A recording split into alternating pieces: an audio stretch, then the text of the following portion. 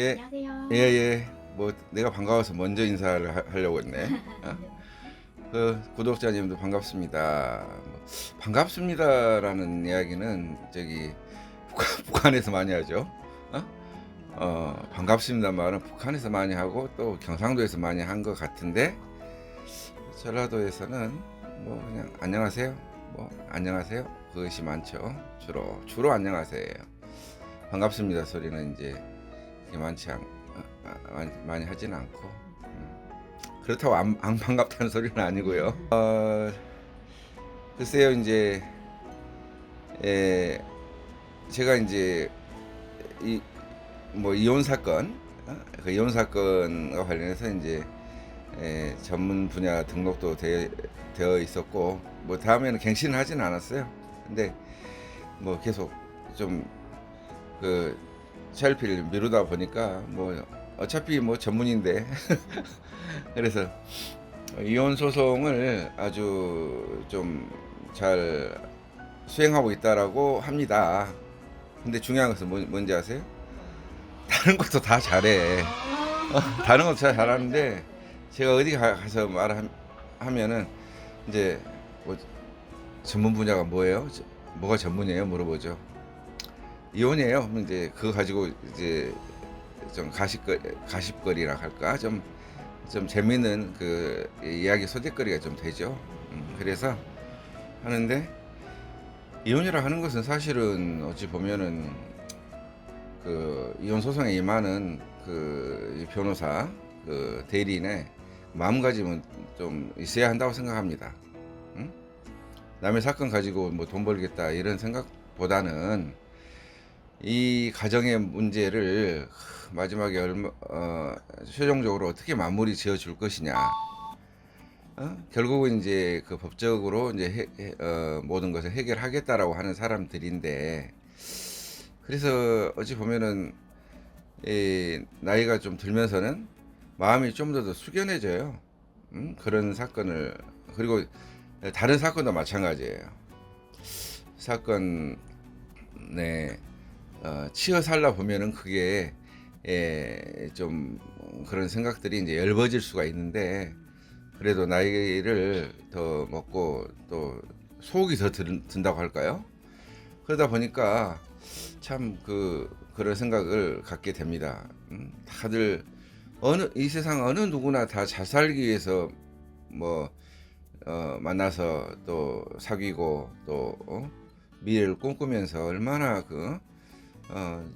서로 간에 도움이 될까 그런 생각을 갖는 게 보통이죠.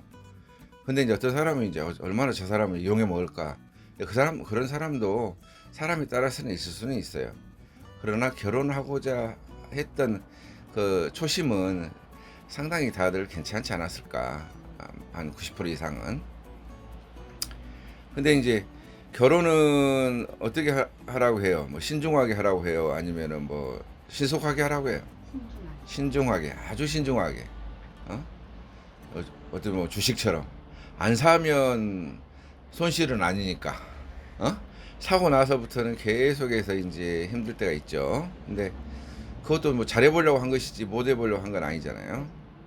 자, 그러면서 이제 혼인신고를 하고 나서 혼인사 합치가 있고 혼인신고를 해야만 혼인 법상 배우자가 되는 법률혼 지위를 취하잖아요. 뭐 이런 이야기는 여기 다 나와 있죠. 유전가족법 여기에. 엄청난.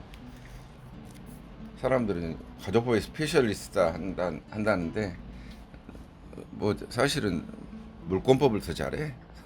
채권법도 그렇고 거의 민법 1조부터 1118조까지를 거의 다 외울 정도가 됐고 하니까 제 마음이 얼마나 뿌듯했겠어요. 뿌듯한 마음으로 이제 유튜브 강의를 하면서 다시금 확인한다는 그런 측면이 있네요.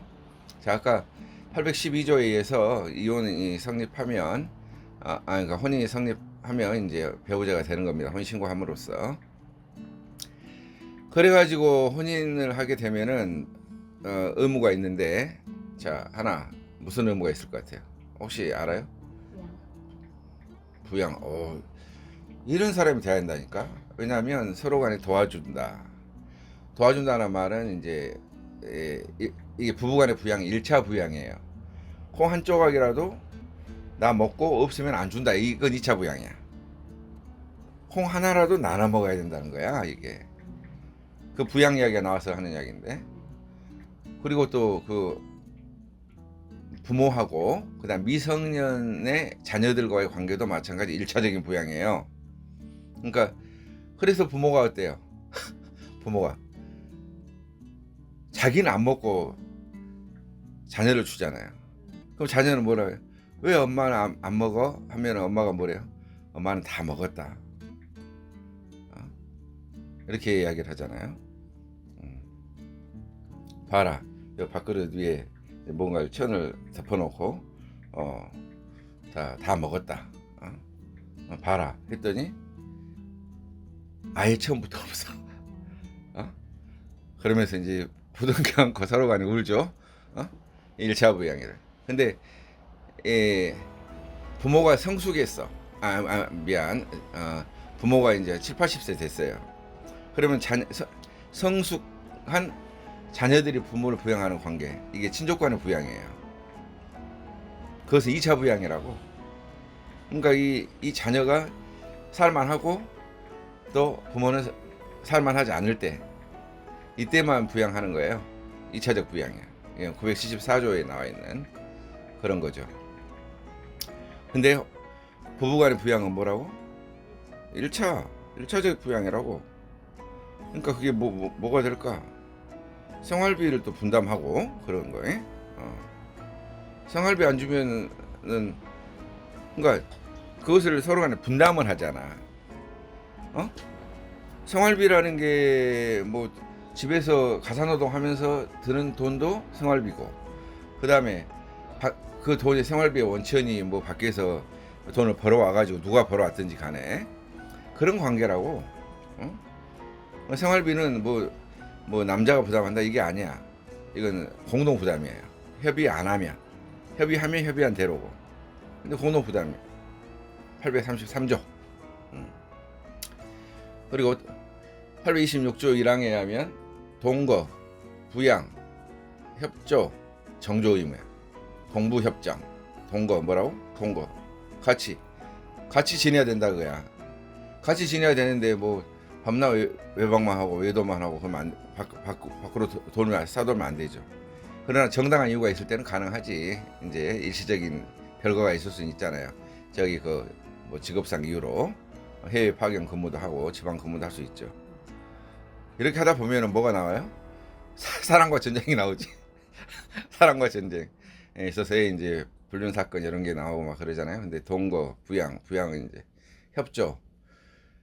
이 세 가지를 어기면은 이혼 사유가 돼요.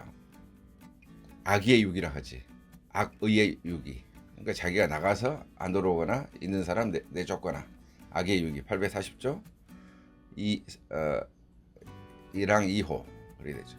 그 다음에 정조 의무 위반하면은 840조 1항 1호 부정행위 이렇게 되죠. 그래가지고 이제 그 혼인을 해서 이제 쭉 잘 사는데 나중에 이제 결국 어떤 이런 의무 등을 위반함으로 인하여 이제 파탄에 이를 수가 있죠. 혼인 생활이 잘 살다가 파탄에 이르게 됐을 때 이제 그 이혼을 하게 되는 거 아니에요? 이혼의 방식에는 대한민국 가족법은 834조에서 협의 이혼을 정하고 있고, 협의가 안 되면은 840조 1항에 의하면 6가지 사유가 있어요. 재판상 무슨 사유? 이혼 사유. 재판상 이혼 사유. 그중 하나가 부정행위. 부정행위는 아주 그 간통보다 그 넓은 개념이에요. 뭐 쉽게 말해 바람 피운다 이런 이야기고, 뭐 집에서 밤낮 외간 남자하고 또 외간 여자하고 통화를 장시간 하고 그냥 그것도 넓은 의미의 부정행위라고요. 뭐 그 다음에 또 뭐 악의 유기 그 뻔히 알고도 그냥 내 보내고 안 들어오고 하는 거. 그 다음에 부당한 대우, 폭력 쓰는 거. 근데 단순한 부당한 대우, 부부니까 친해서 그냥 함부로도 하죠. 살다 보면. 음? 그런 정도 가지고 이혼 사유로 하진 않아요. 심히 부당한 대우. 심히가 들어가 있어요. 그러니까 거기 그런 법률은 굉장히 이제 그 뭐랄까 많은 것을 이제 포섭하려고 하겠죠. 너는 또 나중에 판사는 사실 다 말해봐라, 너 증거 대봐라, 그렇게 하겠죠. 아까 부정행위에 있어서의 그 증거는 뭐가 될까요? 뭐 사진 찍고 뭐 어디 뭐 엄한 데 들어가고 녹음하고 그 다음에 또 악의 유기, 응? 나가서 안 들어오고 지금까지도 안 들어오고 있다. 그 다음에 부당한 대우는 형사 고소, 때려서 그 다음에 또 고소장 넣었다, 진단서. 그래요. 화장실 갔다 오세요. 우리 청재 오늘도 와서 아빠 응원하고 있습니다. 촬영 응원하고 있어요. 그래서 진단서나 이런 거, 상해 진단서 그 다음에 3년 이상의 생사불명이에요. 죽었는지 살았는지 모르는 상태가 몇 년 이상 지속되는 거, 3년 이상. 그 다음에 마지막이 840조 1항 6호인데 뭐 1항이 들어가 있는지 그건 확실하진 않네요. 하여간 1호부터 6호까지인데 6호는 기타 혼인을 계속하기 어려운 중대한 사유예요. 그러니까 기타 혼인을 계속할 수 없는 중대한 사유. 야, 판사가 또 봐가지고 그걸 파탄이라고 하죠. 잘잘못 떠나지 않고 이건 깨졌다 이거죠. 깨지면은 이혼이 되는 그런 건데, 자, 이건 이제 그러고 나서 이제 이혼의 효과로서 자 갈라서게 되는 거죠. 그럼 그 전까지 이제 친족 관계 다 소멸하는 거예요. 배우자 관계도 소멸하고 인척 관계도 단절되고 그렇죠. 그런데 뭐 장모라고 부르지 않죠 이제. 또 시어머니 시아버지 부르지 않죠. 근데 자식들의 관계는 계속 이제 부모하고 다 연결되는 거죠. 자식은 자식이니까.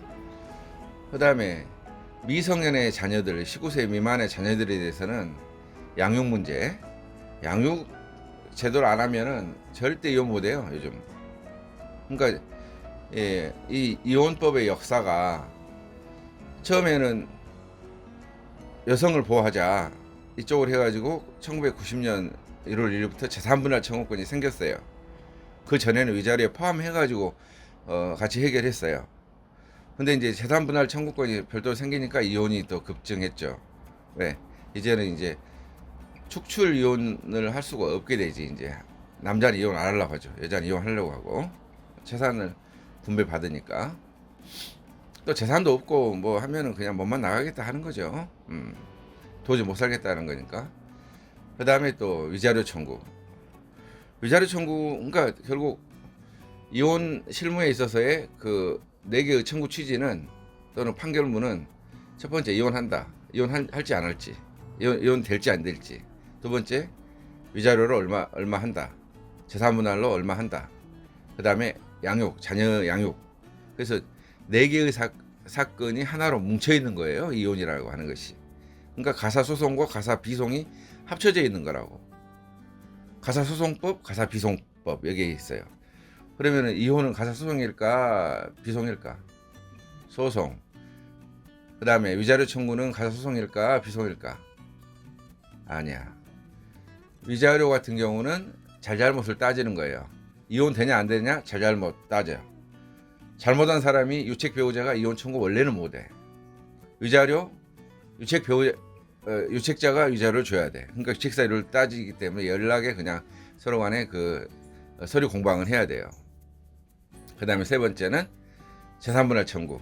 재산분할 청구는 비송이에요. 오, 또 응원하러 왔어요? 네. 왔다. 청재는 나중에 텔레비 또 나와요? 그래. 근데 재산분할 청구는 이건 왜 비송일까? 비송이란 말은 소송이 아니다라는 거거든. 소송이라고 하는 것은 이 당사자 대립 구조라는 이야기야. 이 당사자 대립 구조의 싸움을, 원고 피고의 싸움을 법원에서 가려준다는 뜻이거든요. 근데 비송이라고 하는 것은 소송이 아니야. 이 당사의 대립구조라는, 물론 원고 피고로 나오긴 하지만 이 재산에 대해 이 가계에 대해서 법원이 후견적으로 개입해가지고 분할을 이만큼씩 해준다라는 뜻이에요. 그러니까 이게 이제 하나의 가계가 두 개로 바뀌는데 이 집은 이만큼 가져가고 이 집은 이만큼 가져가라라는 그런 뜻이에요. 이 재산분할 뭐 가사 비송 마루 사건이라고 알고 있죠. 마루 사건. 양육도 소송이 아니야. 비송이야. 이 자녀의 문제를 법원이 후견적으로 개입해 주겠다는 거예요. 그러니까 굉장히 아까 말한 우리가 대여금, 아까 말한이 아니라 지난번에 말한 대여금 사건에서는 그야말로 민사소송이거든, 이것은. 근데 이것은 가사소송이라고. 민사소송에서 아까 뭐라 했어요? 사실을 말하라, 증거를 대라, 그 다음에 법률을 주겠다, 권리금을 주겠다, 이거야. 사실을 말하라 안 하면은 너 사실 말 안 하는 거랑 똑같아. 밖에서 다 이야기했다고? 나한테 말해, 말이야. 판사한테 말해. 법정에서 말해. 말하라는 것을 서류에 써놓고 그게 맞습니다라고 이야기를 해. 변론주의라고 하는 거야, 그게. 그다음 증거 제출 책임은 당사자에게 있어. 당사자에 있고, 직권 증거조사. 판사가 이거 한번 증거조사 해봅시다. 이런 거 예외적인 거예요. 그러니까 이게 민사소송의 대원칙이거든요. 가사소송에서는 직권 탐지주의라는 게 있어. 직권 탐지. 변론주의의 약간의 반대 개념이 직권 탐지. 법원에서 이정인 증인 신청 안 해도 이정인 하시죠. 또 이거 감정하시죠. 이런 거거든.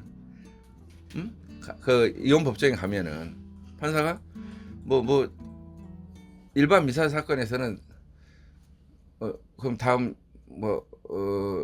입증 또 다른 입증 방법은요, 이렇게 물어보거든. 그럼 이걸 하겠습니다. 그러면 신청서 내세요. 그러면 체불은 제가 결정을 하겠습니다. 이렇게 하는 거예요. 살짝 보는 것은 이게 시간을 보는 거예요. 어느 정도는. 그래서 근데 또 뭐 대여금 같은 거 있잖아요. 거기서는 증거 없어도 상대방이 사실 인정하면은 증거 없이 끝. 자백. 상대방의 주장 사실 인정하고 다투지 않는 걸 뭐라 한다? 자백. 자백을 하게 되면은 증거 없이 그냥 끝나요. 뭐랄까, 또 소장 받고 출석도 안 하고 답변서도 안 내고 하면은 의제 자백 간주 끝난다고. 왜? 돈 문제나 부동산 문제나 동산 문제나 이런 것은 판사도 그런갑다, 자기들이 알아서 하나보다. 그러니까 소송물 자체를 자기들이 갖고 있으니까 알아서 판단해 줄게, 이렇게 하는 거예요. 근데 이혼 사건은 그러지 않아요. 이혼 사건은 자백의 구속력이 제한돼. 증거로 합시다, 이거야. 증거. 그리고 이 증거 한번 합시다. 누구 증거 신청하세요. 뭐 딸이 증인인데 증인합니다 하고 자기가 적어. 이게 직권 탐지라고. 이게 부동산 재산 분할 해야 되는데 감정 넣죠. 이렇게 하는 거예요. 그러니까 직권 탐지주의가 강화돼 있다라는 그런 뜻이죠. 그래서 이혼 사건에서는 결국 네 가지를 하는 그런 관계인데 보통 한 1년은 걸린다고 봐야 됩니다. 하다 보면은 1년 걸려요. 근데 그렇다고 왜냐하면 소장 넣고 나서 이혼 소장 넣고 나서 한 석 달이나 돼야 첫 기일이 잡히고, 그 전까지 서류 공방을 계속해요. 소장 넣고 30일 내에 답변서를 상대방이 내게끔 하고, 그다음 그 답변서에 대해서 준비 서면을 또 해서 또 반박을 하면서 첫 기일이 잡히는데 한 석 달 걸립니다. 석 달 걸리고 나서 나중에 어떻게 한다고? 나중에 이제 법원에서 그간 제출했던 거 소장 이거 제출하죠. 답변서 제출하죠. 준비서면 제출하죠. 여기도 또 준비서면 반박 또 하셨네. 한 거 다 하고 나서 소장에 첨부된 거 그 갑제 1호증부터 25층까지 제출하죠. 예, 얘밖에 없어. 가서 그다음 피고도 을제 1호증부터 8호증까지 제출하죠. 예. 그럼 더 이상 이제 추가적으로 내실 거 있습니까? 물어보긴 하죠. 그러면 이제 있다고 하면은 그래요. 일단은 한 번은 속행을 하겠습니다. 그때까지 이제 서로의 마지막에 제출한 그 서면에 대해서 원고 측에서 또 한번 말씀하실 게 있다고 하니 일단은 이제 한 번만 더 한번 해 보시고 나서 다음에 뭐라 하는지 알아요? 미성년의 아이들이 있거나 뭐 하면은 가사 조사하겠습니다 해요. 가정 방문하겠다 이 말이에요. 판사가 가정 방문하는 게 아니라 가사 조사관이라는 게 있어요. 그래서 가사 조사 때 실제로 방문할 때가 있고 그다음 그러니까 가정 방문할 때가 있고 상당히 많은 것을 조사를 해요. 그때 조사하는 게 소장이나 답변서에 나와 있는 것을 기초로 해서 조사를 하죠. 미성년 아이는 어떤 상황인지, 아이는 누구한테 그 양육 받고 싶어 하는지, 누구와 같이 살고 싶어 하는지, 그다음에 재산은 어떻게 형성돼 있는지, 또 재산 가치는 얼마인지, 그리고 이혼할 의사가 있는 건지, 뭐 이런 거 다 해서 뭐 한 10여 페이지 이상 판사한테 갖다 드립니다. 그것도 이제 그리고 이제 부모 교육도 받게 하고, 미성년 아이가 있으면 좀 성가신 일이죠, 사실은. 또 그 기존에 부모 상담 받아본 적이 있냐? 이게 그런 적이 또 많죠, 또 사람들이 또 부모 상담 받고 해서 이제 가사 조사를 해서 한 번에 끝나면 좋은데 또 두 번 이외에 할 때도 있어요. 그러면 결국 가사 조사만 한 석 달 갈 수 있어요. 그리고 나서 나중에 이제 그 기일을 한번 정할 수도 있고 아예 그냥 조정으로 먼저 넘길 수도 있어요. 그럼 조정 기일에 합의 조정이 되면 거기서 이제 끝나요. 거기서 한 1시간 정도 정리를 합니다. 상당히 많은 합의 조정할 때 이제 그 변호사도 사인하고 그래서 당사자 와서 사인합니다. 서로. 그걸로 끝이에요. 그걸로 재판 끝이라고. 더 이상 없어. 그 조정이 그리고 조정 조서가 옵니다.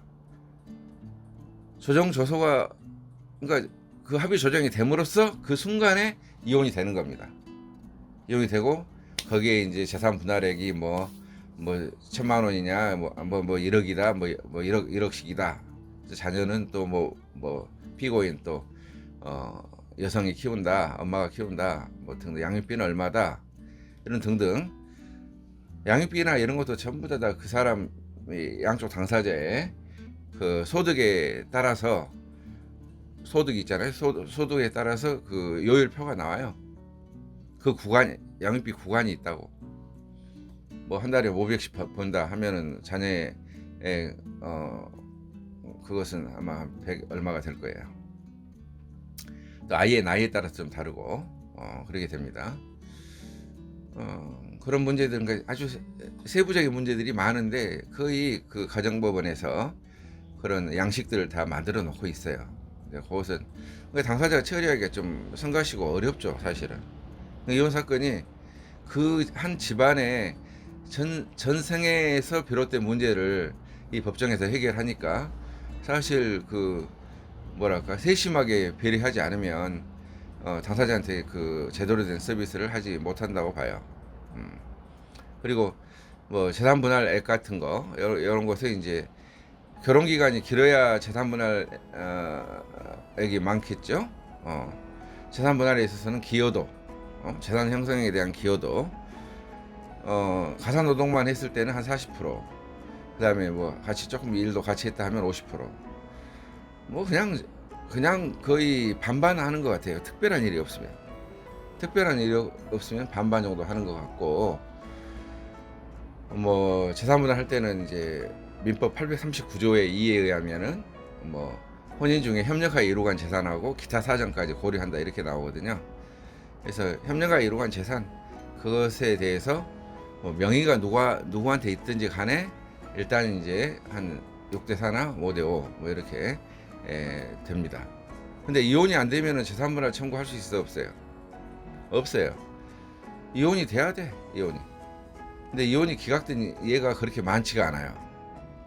이혼은 거의 됩니다. 왜? 유책 배우자는 책임 있는 배우자는 이혼 청구 못 한다고 하지만 그 예외를 상당히 좀 넓게 인정하고 있어요, 대법원이. 그래서 파탄이 됐다 싶으면은 결국은 이제 그 이혼을 하게 하는 그런 면이 있죠. 여하튼 뭐 지금 말씀드린 게 이제 혼인해서 한 남녀가 만나서 이제 혼인하기 전에 뭘 해요? 약혼이라는 거 있죠? 약혼은 혼인 예약이에요. 약혼에서 비롯되는 문제도 많죠. 약혼에서 비롯되는 문제도. 약혼 해제, 해약. 약혼을 해약한다 이거지. 약혼을 파기한다는 거지. 그때 이제 위자료 청구라든지. 근데 약혼 해제할 때는 뭐 재산부 제 있는 재산이 없으니까 재산분할 청구를 못 하겠죠. 뭐가 문제 되냐면은 약혼할 때 뭐 예물 같은 거 교환하잖아요. 그 예물 반환 청구권 이런 것은 또 문제가 됩니다. 아, 그래서 이런 것이 있고 또 뭐 중요한 것은 이제 혼인과 관련해서 이제 혼인의 의무로서 뭐 동부 협정 의무가 있다. 아, 그런 거. 그다음에 또 뭐 이제 그것을 좀 위반하면은 이제 이혼에 이르게 된다. 뭐 협의혼 같은 경우는 뭐 이혼 사유가 없죠. 자기들이 싫으니까 협의 이혼한다는 거고. 뭐 애들이 있으면은 뭐 이렇게 생각해 보는 기간이 있죠. 뭐 석 달간 생각해 봐라 이런 게 있죠. 그리고 그다음에 이제 가정법원에서 이제 확인을 받아야 돼. 한 번은 같이 법원에 가서 그 이혼할 생각 맞냐 했는데 또 눈물 뚝뚝 흘리면서 제가요 이걸로 테레테레 억지로합니다. 어? 그걸 확인하는 게 바로 협의원 의사 확인 제도예요. 제가 때렸어요. 때렸어요? 안 때렸어요? 그러겠죠 상대방. 그래서 그럼 다시 한번 생각해보고 오세요. 그래요. 이혼할 상황이 진정한 이혼할 사람은 없네. 그러려면 뭘 해야 돼요? 그러면 재판상 이혼으로 갈 수밖에 없죠. 재판상 이혼 가면 어떻게 돈이 들죠. 돈도 들고 시간도 더 많이 걸리고 하는 그런 상황이 됩니다. 자, 오늘은 또 땀이 막 나네요. 오늘은 왜냐면 이게 사무실에 사는데 또 에어컨 틀고 하면은 소리가 나니까 못 합니다. 그래서 이제 분투하고 있습니다. 우리 피디님하고 청재하고 저하고 오늘도 그 잘 들어주셔서 감사합니다.